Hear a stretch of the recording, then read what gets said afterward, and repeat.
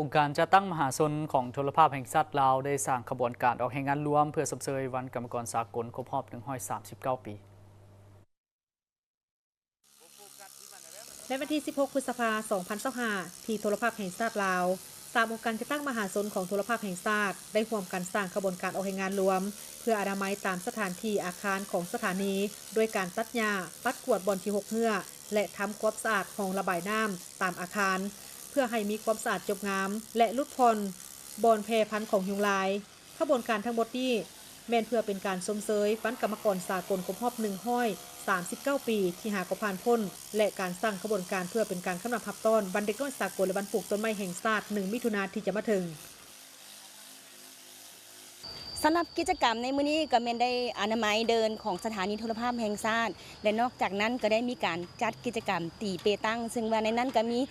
หน่วยสาวนุ่มกรรมบาลแม่หญิงของพวกเขาทั้ง5หน่วยได้มีการแข่งขันกีฬาเปตังในมื้อนี้ด้วยสำหรับแผนการในตอนหน้าก็ที่ว่าพวกเขาได้ร่วมกันกับ3องค์การจัดตั้งเพื่อเป็นการต้อนรับวันเด็กน้อยสากลก็จะมีกิจกรรม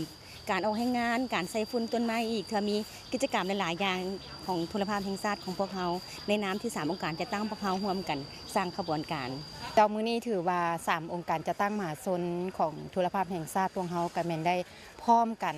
โดยเฉพาะก็แม่นพากันตะลุมบ่อนในการออกแห่งงานนั่นแหละถือว่าเป็นอีกทุกๆวันศุกร์ที่พวกเฮาจัดกิจกรรมนี้ขึ้นแล้วก็พิเศษแด่เนื่องจากว่าวันกรรมกรสากลหากผ่านพ้นไปแต่ว่าพวกเฮาก็ได้เฮ็ดเวียกหน้าที่การเมืองแต่ว่าก็ถือเอาโอกาสให้ท้ายวันศุกร์นี้มาเช่นว่าการลวงของห้องตามสถานที่สำนักงานพวกเขาทางป่าเพื่อว่าบ่ให้มียุงลายนั่นแหละเพราะว่าปัจจุบันนี้อยู่ในระยะนี้ก็แม่นฤดูฝนซึ่งมันก็มีความเสี่ยงของพยาธิฉะนั้นแล้วพวกเขาก็ได้อนามัยร่วมกันองค์การจะตั้งมหาชนของโทรภาพแห่งชาติลาวจะมีแผนจัดกิจกรรมแบบนี้โดยได้มีการกำหนดเอาทุกๆวันศุกร์ของท้ายอาทิตย์กิจกรรมการออกแห่งงานรวมพิเศษวันเด็กน้อยสากลและวันปลูกต้นไม้แห่งชาติที่จะมาถึงนี้สหพันธ์แม่หญิงโทรภาพแห่งชาติลาวจะมีกิจกรรมเพื่อเฉลิมฉลองวันดังกล่าวนี้เติมอีก